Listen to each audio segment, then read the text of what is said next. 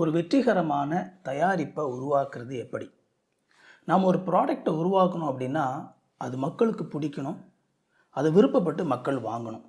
அப்படிப்பட்ட ஒரு ப்ராடக்டை கண்டுபிடிச்சி அடிப்படையிலிருந்தே உருவாக்கி எப்படி நம்ம சந்தைப்படுத்துறது, அதை தான் இந்த வீடியோவில் பார்க்க போகிறோம். இந்த வீடியோ கொஞ்சம் லென்த்தியான வீடியோவாக போகிறதுக்கான வாய்ப்பு இருக்குது. அதனால் ஒருவேளை ஒரே நேரத்தில் உங்களால் அந்த வீடியோவை பார்க்க முடியலை அப்படின்னா திரும்ப பாதி பார்த்துட்டு திரும்ப வந்து பாருங்கள். இந்த வீடியோ கண்டிப்பாக உங்களுக்கு யூஸ்ஃபுல்லாக இருக்கும் அப்படின்னு சொல்லி நம்புகிறேன். ஐத்தமிழ் அகாடமிக்கு உங்களை வரவேற்கிறேன். இது வரைக்கும் சேனலை சப்ஸ்கிரைப் பண்ணல அப்படின்னா சேனலை சப்ஸ்கிரைப் பண்ணிக்கோங்க. வாங்க வீடியோக்குள்ளே போகலாம். இன்றைக்கு மக்கள் விரும்பக்கூடிய அற்புதமான பல தயாரிப்புகள் தற்செயலாக உருவானதல்ல. ஒன்றோ ரெண்டோ ப்ராடக்ட்ஸ் வந்து தற்செயலாக உருவாகிருக்கலாம். ஆனால் பெரும்பாலான இந்த சக்ஸஸ்ஃபுல்லான ப்ராடக்ட்ஸ் எல்லாமே ஸ்டெப்பாக படிப்படியாக உருவாக்கப்படுது. இந்த வீடியோவில் நாம் எப்படி ஒரு சக்ஸஸ்ஃபுல்லான ப்ராடக்டை உருவாக்குறது அப்படிங்கிறத ஸ்டெப்பாக பார்க்க போகிறோம். இந்த வீடியோவில் நான் சொல்கிற அந்த செயல்முறையை நீங்கள் சரியான விதத்தில் பின்பற்றிங்க அப்படின்னா உங்களாலேயும் இந்த மாதிரி மக்கள் விரும்பக்கூடிய ஒரு சக்ஸஸ்ஃபுல்லான ப்ராடக்டை உருவாக்க முடியும். மக்கள் விரும்பக்கூடிய அப்படிப்பட்ட சக்ஸஸ்ஃபுல்லான ப்ராடக்ட் இரண்டு விதமாக உருவாகலாம். ஒன்று இன்வென்ஷன், இன்னொன்று இன்னோவேஷன். இன்வென்ஷன் அப்படிங்கிறது இதுவரைக்கும் இல்லாத ஒரு ப்ராடக்டை நாம் கண்டுபிடிக்கிறது. இன்னோவேஷன் அப்படிங்கிறது ஏற்கனவே இருக்கக்கூடிய ஒரு ப்ராடக்டை இன்னும் நம்ம மேம்படுத்தி சிறந்த ஒரு ப்ராடக்டை உருவாக்குறது. இந்த மாதிரி இரண்டு விதமான ப்ராடக்டை உருவாக்குறதுக்கும் இந்த செயல்முறை வந்து கண்டிப்பாக பிரயோஜனமாக இருக்கும். ஸோ எந்த ஒரு சக்ஸஸ்ஃபுல்லான ப்ராடக்டையும் உருவாக்குறதுக்கு முன்னாடி முதலாவது ஒரு சிக்கலை வந்து நீங்கள் அடையாளம் கண்டுபிடிக்கணும். இன்றைக்கி மார்க்கெட்டில் ரொம்ப சக்ஸஸ்ஃபுல்லாக வித்துட்டு இருக்கக்கூடிய எந்த ஒரு ப்ராடக்டை எடுத்துக்கோங்க, அல்லது ரொம்ப ஈஸியாக மக்களை ரீச் ஆகக்கூடிய எந்த ஒரு சர்வீஸையும் எடுத்துக்கோங்க. அது எல்லாத்துக்குமே அடிப்படையான ஒரு விஷயம் இருக்குது. அது என்ன தெரியுமா? அது மக்களுடைய மிக முக்கியமான ஏதோ ஒரு சிக்கலை தீர்க்குது. இன்றைக்கி நாம் யூஸ் பண்ணுற ஸ்மார்ட் ஃபோன்ஸாக இருக்கலாம், அல்லது அந்த ஸ்மார்ட் ஃபோன் மூலமாக நாம் பயன்படுத்துகிற ஆன்லைன் ஷாப்பிங்காக இருக்கலாம், அல்லது சாதாரணமாக நம்ம யூஸ் பண்ணுற ஒரு ஸ்டிக்கி நோட்ஸ் அப்படிங்கிற சின்ன ஒரு பேப்பராக இருக்கலாம்.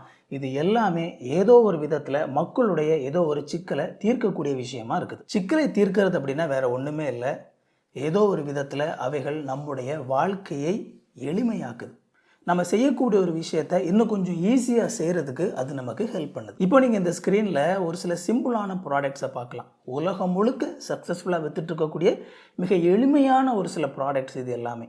கொஞ்சம் இந்த ப்ராடக்ட்ஸ் எல்லாம் கவனித்து பாருங்கள். இதில் ஏன் இந்த ப்ராடக்ட்ஸ் எல்லாம் ரொம்ப சக்ஸஸ்ஃபுல்லாக வித்துட்டு இருக்குது அப்படிங்கிறத உங்களால் ஐடென்டிஃபை பண்ண முடியுதா?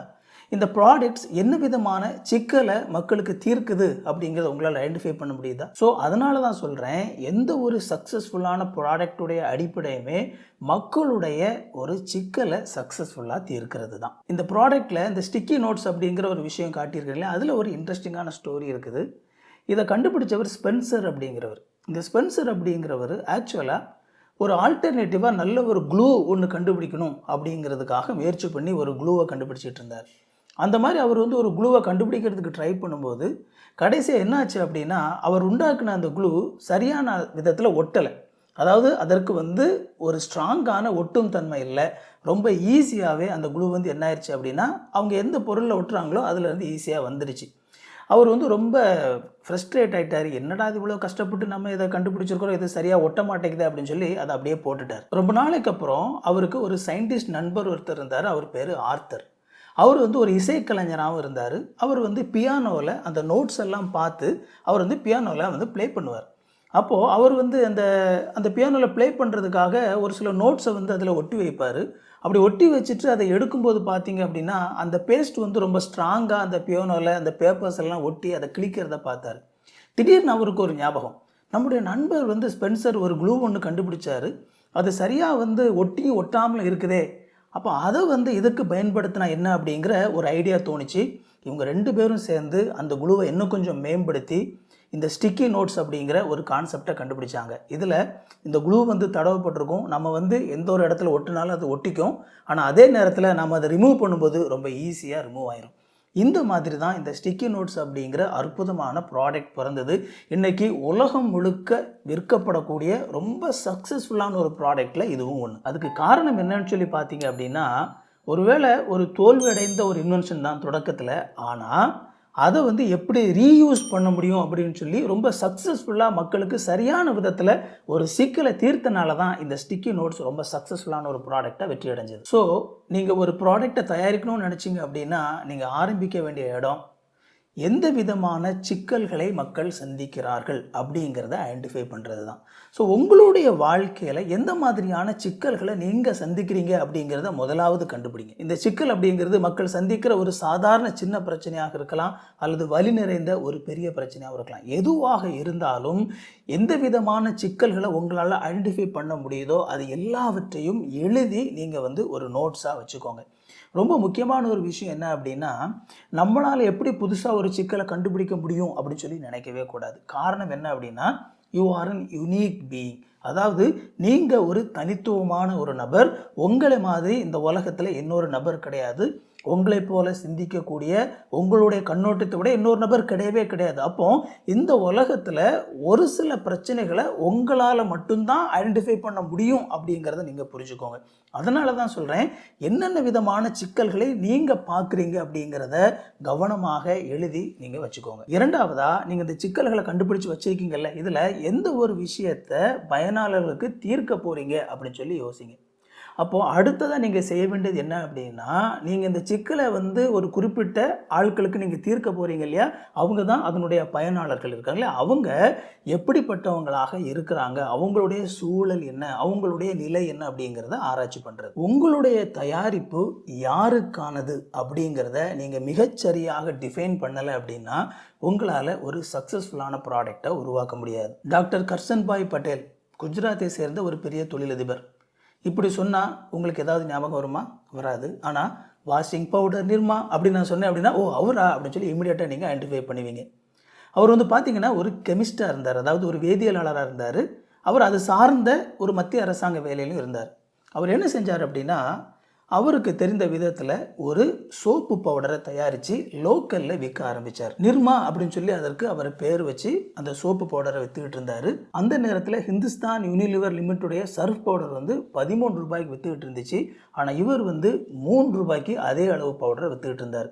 இவர் என்ன செய்வார் அப்படின்னா, காலையில் வேலைக்கு போகிறதுக்கு முன்னாடி அவர் வீட்டில் தான் வச்சு எல்லாமே பேக் பண்ணுவாங்க. எல்லாமே பேக் பண்ணி அப்படி பைக்கில் போகும்போது போகிற வழியில் அங்கங்கே வீடுகளில் கஸ்டமர்ஸை பிடிச்சி அந்த வீடுகளில் போய் அவர் கொடுத்துட்டு போயிட்டு இருந்தார்.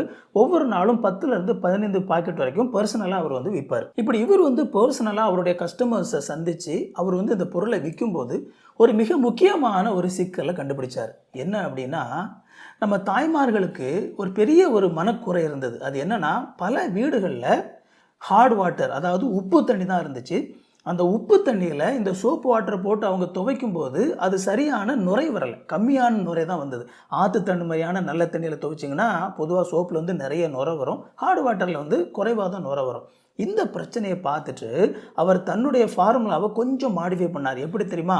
இந்த உப்பு தண்ணிலையும் அதிகமான நுரை வர்ற மாதிரி தன்னுடைய ஃபார்முலாவை கொஞ்சம் மாடிஃபை பண்ணி அதுக்கப்புறமா அதை ஒரு ப்ராடக்டாக எல்லா இடங்களையும் கொண்டு விற்க ஆரம்பித்தார். நம்ம மக்களுக்கு அதிகமான நுரை வந்துச்சு அப்படின்னா நல்லா அழுக்கு போகுது அப்படிங்கிற மாதிரியான ஒரு மென்டாலிட்டி மக்களுக்கு இருந்தனால இந்த விஷயம் ரொம்ப சக்ஸஸ்ஃபுல்லாச்சு. அதுக்கப்புறமா பார்த்தீங்க அப்படின்னா இந்த வாஷிங் பவுடர் நிர்மா அப்படிங்கிறது எந்த அளவுக்கு ஒரு சக்ஸஸ்ஃபுல்லான ப்ராடக்டாக இந்தியா முழுக்க கோலோச்சி அப்படின்னு நமக்கு தெரியும். இன்றைக்கி இந்த வாஷிங் பவுடர் ஒருவேளை இந்தியா முழுக்க முன்ன மாதிரி விற்காமல் இருக்கலாம். ஆனால் இது மூலமாக பிஸ்னஸில் நுழைஞ்சவங்க அது மூலமாக பல கோடிகளை சம்பாதிச்சு இன்றைக்கி பலவிதமான பிஸ்னஸில் அவங்க இன்வெஸ்ட் பண்ணி ஒரு முக்கியமான ஒரு பிஸ்னஸ் ஃபார்மாக இருக்க தான் செய்கிறாங்க. அதனால தான் ஒரு ப்ராடக்டை நம்ம உருவாக்கும் போது அந்த சிக்கல் யாரிடத்தில் இருக்குது, அந்த சிக்கல் அவர்களை எந்த விதமாக பாதிக்குது, இந்த 2 விஷயத்தையும் நீங்கள் மிகச்சரியாக ஐடென்டிஃபை பண்ணிங்க அப்படின்னா உங்களால் தெரிக்க விடக்கூடிய ஒரு சக்ஸஸ்ஃபுல்லான ப்ராடக்டை உருவாக்க முடியும். இப்போ ஆட்டோமேட்டிக்காக உங்களுடைய மனசில் எழும்பக்கூடிய கேள்வி என்ன அப்படின்னா,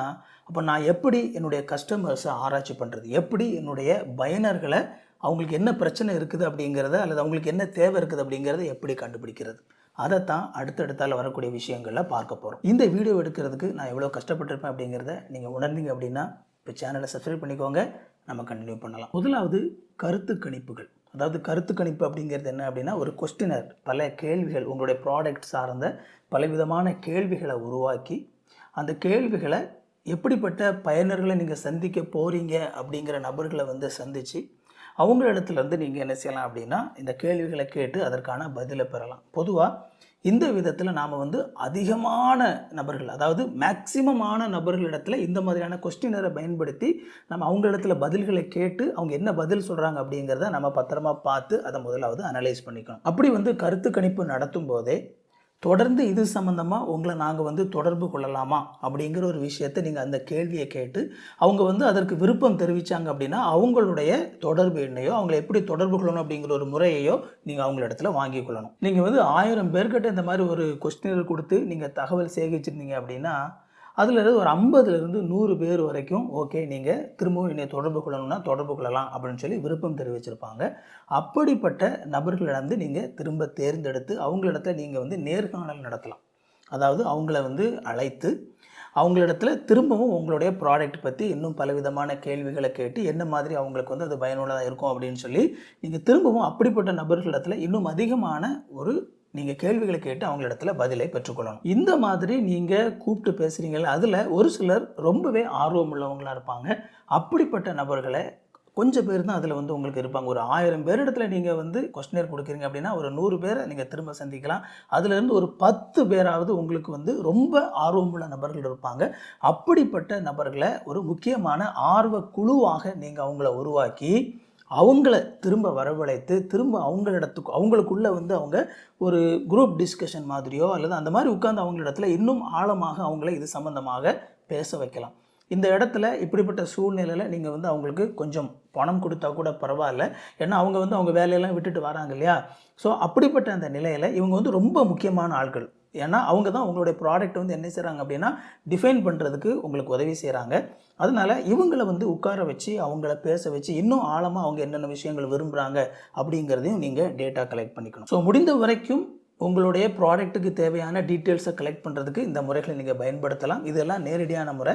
மறைமுகமாக நீங்கள் வந்து ஒருவேளை அந்த நிர்மா வாஷிங் பவுடர் ஓனர் செஞ்சது போல் நீங்கள் வந்து அவங்கள நேரடியாக நீங்கள் அந்த மாதிரி சந்தித்து கூட நீங்கள் என்ன செய்யலாம் அப்படின்னா அவங்கள இடத்துல தகவல்களை பெற்றுக்கொள்ளலாம். நம்ம எதுக்காக இதை செய்கிறோம் அப்படின்னா உங்களுடைய பயனர்களுடைய விருப்ப தேர்வுகள் என்ன, அவங்களுடைய பெயின் பாயிண்ட்ஸ் வலிப்புள்ளிகள் அப்படின்னு சொல்லுவாங்க. அதாவது ஒரு சிக்கல், அந்த சிக்கல் ஏதோ ஒரு விதத்தில் அவங்களுக்கு ஒரு வலியை உண்டு பண்ணுகிறது, அதுதான் அந்த வலிப்புள்ளி.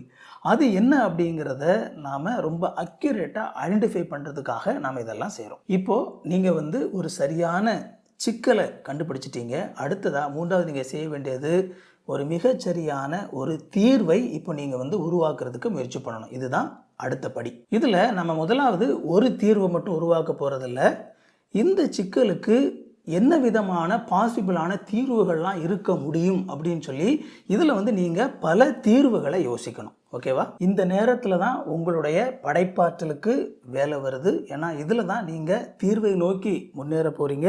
ஸோ இதில் நீங்கள் இந்த முக்கியமான குழுக்களாக நீங்கள் சேர்ந்து என்ன செய்யலாம்னா தொடர்ந்து இதை குறித்து நீங்கள் விவாதித்து நீங்கள் என்ன மாதிரியான பொருட்கள் எல்லாம் அல்லது எந்த மாதிரியான விஷயங்கள் அவங்களுடைய இந்த சிக்கலை தீர்க்கும் அப்படின்னு சொல்லி அதிகமாக நீங்கள் உருவாக்க ஆரம்பிக்கணும். முதலாவது டெக்னிக் என்ன அப்படின்னா மைண்ட் மேப்பிங் அப்படின்னு சொல்லுவாங்க. இந்த மைண்ட் மேப்பிங் அப்படிங்கிறது என்ன அப்படின்னா முதலாவது ஒரு சொல்யூஷன், ஒரு முக்கியமான இதுக்கு என்ன சொல்யூஷன் இருக்கக்கூடும் அப்படிங்கிற ஒரு முக்கியமான ஒரு சொல்யூஷனில் ஆரம்பித்து அதிலிருந்து பிரான்ச்சஸ், அதாவது எந்த மாதிரியெல்லாம் இந்த சொல்யூஷன் வந்து மாறக்கூடும், எந்த மாதிரியான வாய்ப்புகள் எல்லாம் இந்த சொல்யூஷனில் நான் உருவாக்க முடியும் இல்லையா, எந்த மாதிரியான புது புது ப்ராடக்ட்ஸ் வந்து அல்லது எந்த விதமான ஐடியாஸ் வந்து இந்த பேஸ் ஐடியாவிலேருந்து நான் வந்து கொண்டு வர முடியும் அப்படின்னு சொல்லி மேக்ஸிமம் எவ்வளவு பிரான்ச்சஸ், மேக்ஸிமம் எவ்வளவு கிளைகளை நீங்கள் வந்து அந்த மையப்புள்ளியிலிருந்து உருவாக்க முடியுமோ அதை உருவாக்குங்க. நீங்கள் ஓரளவு எந்த விதமான தயாரிப்பை கொடுக்க போகிறீங்க அப்படிங்கிறத கண்டுபிடிச்சிட்டிங்க அப்படின்னா அடுத்ததாக ஸ்கேம்பர் அப்படிங்கிற ஒரு முறையை நீங்கள் பயன்படுத்த முடியும். இந்த ஸ்கேம்பர் அப்படிங்கிறது பார்த்திங்க அப்படின்னா ஒரு அக்ரோனிம். அது என்ன அப்படின்னா முதலாவது வந்து சப்ஸ்டிடியூட், அதாவது இந்த பொருளுக்கு பதிலாக வேறொரு பொருள் வைத்தால் எப்படி இருக்கும் அப்படின்னு சொல்லி யோசித்து பார்க்கணும். அடுத்ததாக கம்பைன். நான் ஏற்கனவே நிறைய ஐடியாஸ் நீங்கள் வந்து சிந்திச்சிருப்பீங்க. அதில் அந்த 2-3 ஐடியாக்களை நம்ம ஒன்றா சேர்த்தா என்ன ஆகும் அப்படிங்கிறத யோசித்து பார்க்கணும்.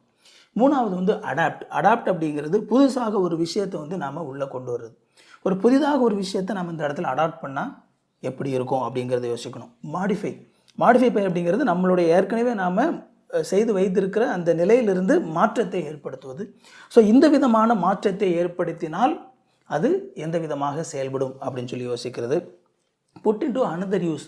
ஓகே, நாம் ஏற்கனவே வந்து ஒரு பொருளை நாம் கண்டுபிடித்திருக்கிறோம், இனி இதை வேறொரு யூஸில் நாம் பயன்படுத்த முடியுமா அப்படின்னு சொல்லி யூஸ் பண்ணி பார்க்குறது, அதை நாம் இங்கே வந்து செஞ்சு பார்க்கலாம்.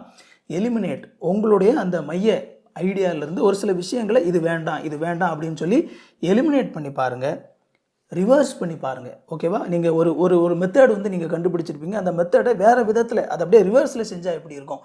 இந்த மாதிரி பலவிதமாக நீங்கள் ஏற்கனவே ஆராய்ந்து வைத்திருக்கக்கூடிய அந்த பொருளை பற்றியோ அல்லது அந்த ஐடியாவையோ நீங்கள் என்ன செய்யணும் அப்படின்னா, வேறு வேறு விதங்களில் இந்த மாதிரிலாம் சிந்தித்து பார்க்கும்போது, எதற்காக நம்ம இதை செய்கிறோம் அப்படின்னா, எப்படி நாம் எஃபெக்டிவாக, ஓகேவா, நம்ம அதிகமான திறனுடன் அந்த சிக்கலை தீர்ப்பதற்கு நாம் வழிவகை செய்கிறது அப்படிங்கிறத கண்டுபிடிப்பதற்கான அந்த முன்னோக்கிய பயணத்தில் நாம் இதெல்லாம் செய்யணும். இந்த நேரத்தில் நீங்கள் அளவுக்கு தான் அதிகமான முக்கியத்துவம் கொடுக்கணும். அதாவது நீங்கள் வந்து இப்போ ஒரு சிக்கலை கண்டுபிடிச்சிருக்கீங்க இல்லையா, அந்த சிக்கலுக்கான தீர்வை நோக்கி நகர்ந்து கொண்டு இருக்கிறீங்க. இதில் நீங்கள் வந்து ஒரே ஒரு தீர்வு தான் அப்படின்னு சொல்லி அதில் மட்டும் நீங்கள் கான்சென்ட்ரேட் பண்ணாமல், இந்த காலகட்டத்தில் நீங்கள் வந்து அதிகமான தீர்வுகளை நீங்கள் அதுக்கு உருவாக்கணும். இந்த காலகட்டம் வந்து தரத்திற்கான காலகட்டம் கிடையாது.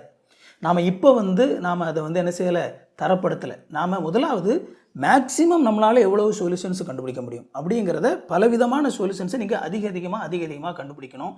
கண்டுபிடிச்சி அதுக்கு அப்புறம் அதிலேருந்து நம்ம கொஞ்சம் கொஞ்சமாக வந்து நம்ம தேவையில்லாததெல்லாம் எலிமினேட் பண்ணி சிறந்த ஒன்றை பின்னால் நாம் தேர்ந்தெடுத்துக்கலாம். ஸோ இந்த சூழ்நிலையில் நீங்கள் அதிகமான அளவுக்கு முக்கியத்துவம் கொடுத்து மேக்ஸிமம் எந்த அளவுக்கு நான் வந்து இதுக்கு சொல்யூஷன்ஸை கண்டுபிடிக்க முடியும் அப்படிங்கிறத நீங்கள் கண்டுபிடிக்கணும். இந்த மாதிரி நிறைய நீங்கள் கண்டுபிடிச்சி அதுக்கப்புறமா கொஞ்சம் கொஞ்சமாக எலிமினேட் பண்ணி நீங்கள் இதுதான் சிறந்தது அப்படின்னு சொல்லி சில தீர்வுகளை கடைசியாக நீங்கள் கண்டுபிடிப்பீங்கள்ல, அந்த நேரத்தில் தான் அதை வைத்து நாம் என்ன செய்யணும் அப்படின்னா, நம்ம ஒரு முன்மாதிரியை உருவாக்கி அந்த முன்மாதிரியை நாம் வந்து சோதனைக்கு உட்படுத்தணும். இந்த இடத்துல முன்மாதிரியை உருவாக்கணும் அப்படின்னு சொல்லி வரும்பொழுது, நீங்கள் உருவாக்கணும்னு நினைக்கக்கூடிய அந்த ப்ராடக்டை நீங்கள் வந்து முழுசாக எப்படி உருவாக்கணும்னு சொல்லி நினச்சிருக்கீங்களோ அப்படியே முழுசாக உருவாக்க வேண்டிய அவசியம் கிடையாது. இந்த நேரத்தில் வந்து நாம் நம்மளுடைய இதுவரைக்கும் நம்முடைய ஐடியாவாக யோசனையாக இருந்த ஒரு விஷயத்துக்கு நம்ம உயிர் கொடுக்க ஆரம்பிக்கிறோம். அப்போ இந்த சூழ்நிலை நம்ம என்ன செய்யணும் அப்படின்னா, எவ்வளவு செலவு குறைந்த விதத்தில் நாம் வந்து இந்த ப்ராடக்டை வந்து நாம் பார்க்க முடியுமோ அந்த மாதிரி பார்க்கணும். உதாரணத்துக்கு வந்து ஒரு அட்டை காகிதத்தில் நாம் அதை எப்படி செய்கிறது, நம்ம ப்ராடக்ட் பார்க்குறதுக்கு எப்படி இருக்கும் அப்படின்னு சொல்லி செய்து பார்க்குறது, அல்லது ஒரு மரத்தில் பயன்படுத்தி செய்து பார்க்குறது, அல்லது நம்ம கம்ப்யூட்டர் மூலமாக சாஃப்ட்வேரில் அந்த ப்ராடக்ட் வந்து டிசைன் பண்ணி பார்க்குறது.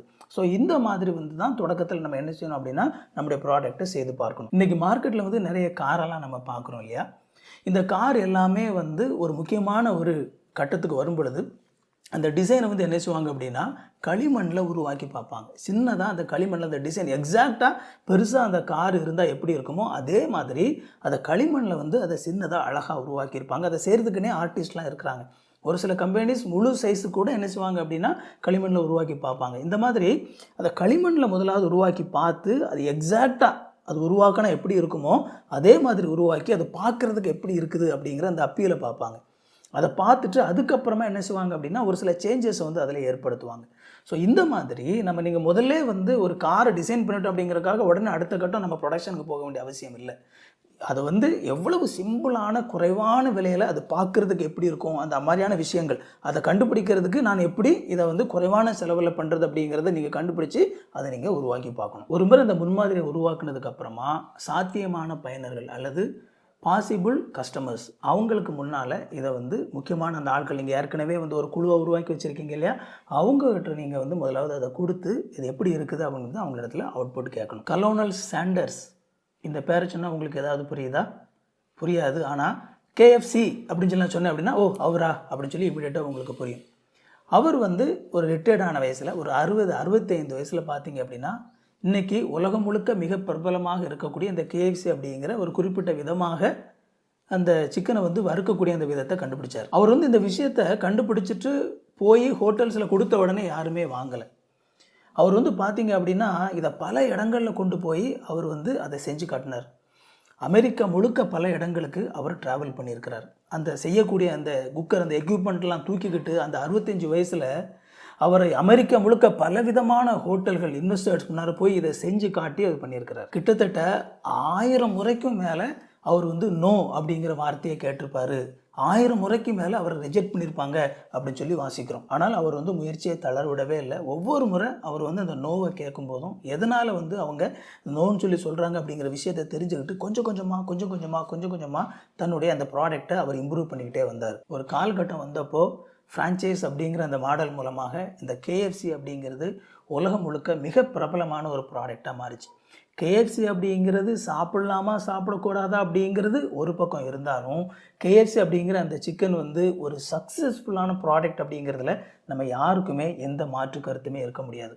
அதுக்கு காரணம் என்னன்னு சொல்லி பார்த்தீங்க அப்படின்னா, அவர் பல இடங்களில் திரும்ப திரும்ப போய் அந்த ப்ராடக்ட் வந்து அது ரிஜெக்ட் பண்ணப்படும் போதெல்லாம் அதில் என்ன பிரச்சனை இருக்குது அப்படிங்கிறத கண்டுபிடிச்சி கொஞ்சம் கொஞ்சமாக அவர் இம்ப்ரூவ் பண்ணது தான் ரொம்ப சக்ஸஸ்ஃபுல்லான ப்ராடக்டாக அது உருவாகிறதுக்கு காரணமாக அமைஞ்சது. அதனால தான் நீங்கள் வந்து அதிகமான மக்களிடத்துல நீங்கள் கருத்து கேட்கணும். கருத்து கேட்டு நீங்கள் தொடர்ந்து அவங்க எதை விரும்புகிறாங்க அப்படிங்கிறது உங்களுக்கு இன்னும் கொஞ்சம் அதிகமாக நீங்கள் இந்த சூழ்நிலையில் புரிஞ்சுக்கணும்.